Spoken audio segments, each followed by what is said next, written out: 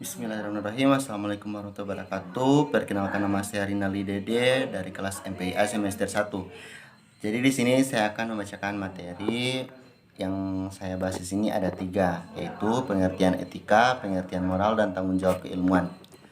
Yang pertama, pengertian etika. Dalam bahasa Inggris, etika disebut etik atau singular, berarti a system of moral principles or rules of behavior, atau suatu sistem prinsip moral, aturan atau cara berperilaku. Akan tetapi terkadang ethics dengan tambahan huruf S dapat berarti singular. Jika ini yang dimaksud, maka ethics berarti the branch of philosophy that deals with moral principles, suatu cabang filsafat yang memberikan batasan prinsip-prinsip moral. Jika ethics dengan maksud plural atau jamak berarti moral principles that govern of influence a person's behavior. Prinsip-prinsip moral yang dipengaruhi oleh perilaku pribadi. Dalam bahasa Yunani, etika berarti etikos atau mengandung arti penggunaan karakter, kebiasaan, kecenderungan, dan sikap yang mengandung analisis konsep-konsep, berarti seperti harus, mesti, benar salah, mengandung pencarian ke dalam watak, moralitas atau tindakan moral, serta mengandung pencarian kehidupan baik secara moral, secara etika. Lebih detail merupakan ilmu yang membahas tentang moralitas atau tentang manusia sejauh berkaitan dengan moral. Penyelidikan tingkah laku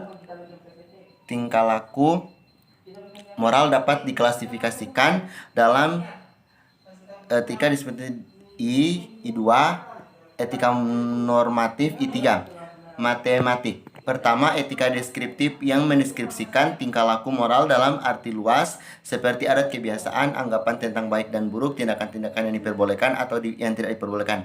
Objek penelitian adalah individu-individu, kebudayaan. Kedua, etika normatif adalah hal ini seorang dapat dikaitkan sebagai participation approach karena yang bersangkutan telah mengakibatkan diri dengan mengemukakan penilaian tentang perilaku manusia. Ia tidak netral karena berhak untuk mengatakan atau menolak suatu etika tertentu. Ketiga, metaetika, awalan meta atau Yunani berarti melebihi atau melampaui. Metaetika bergerak seolah-olah bergerak pada taraf lebih tinggi daripada perilaku etis, yaitu pada taraf bahasa etis atau bahasa yang digunakan di bidang moral. Pengertian moral menurut K. Bertens secara etimologis, kata moral bersama dengan etika meskipun kata asalnya berbeda pada tataran lain. Jika kata moral dipakai sebagai sifat, artinya sama dengan etis. Jika dipakai sebagai kata benda, artinya sama dengan etika. Moral berarti nilai-nilai norma yang menjadi pegangan bagi seseorang atau suatu kelompok dalam mengatur tingkah lakunya. Moral berasal dari bahasa Latin moralis atau kata dasar mos atau moris yang berarti adat istiadat, kebiasaan, cara, dan tingkah laku. Moral berarti sesuatu yang menyangkut prinsip benar salah dan salah satu dari suatu perilaku yang menjadi standar perilaku manusia. Bila dijabarkan lebih lanjut, moral mengandung 4 pengertian. Yang pertama, baik buruk, benar salah, dan aktivitas manusia.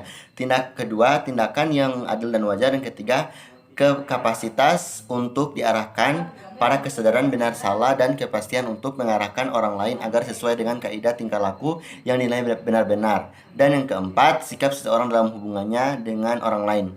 Kemudian yang ketiga ada tanggung jawab keilmuan, yaitu ilmu pengetahuan menghasilkan teknologi yang diterapkan pada masyarakat. Ilmu pengetahuan dan teknologi dalam penerapannya dapat menjadi berkah dan penyelamat bagi manusia, tetapi juga bisa menjadi bencana bagi manusia. Disinilah pemanfaatan ilmu pengetahuan dan teknologi perlu diperhatikan dengan sebaik-baiknya. Proses transformasi ilmu pengetahuan yang dimanfaatkan oleh masyarakat tidak terlepas dari ilmuwan. Seorang ilmuwan akan dihadapkan pada kepentingan pribadi ataukah kepentingan masyarakat akan membawa pada persoalan etika, keilmuan, serta masalah bebas nilai. Fungsi ilmuwan tidak berhenti pada penilaian dan keilmuan secara individual, namun juga ikut bertanggung jawab agar produk keilmuannya sampai dan dapat dimanfaatkan oleh masyarakat.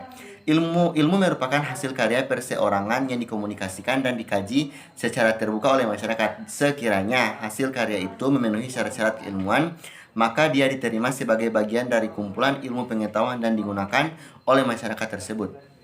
Dengan perkataan lain, penciptaan ilmu ilmu bersifat individual, namun komunikasi dan penggunaan ilmu adalah bersifat sosial. Peranan individu inilah yang bersifat dominan dalam kemajuan ilmu yang dapat mengubah wajah peradaban. Kreativitas individu yang didukung oleh sistem komunikasi sosial yang bersifat terbuka menjadi proses pengembangan ilmu berjalan secara efektif.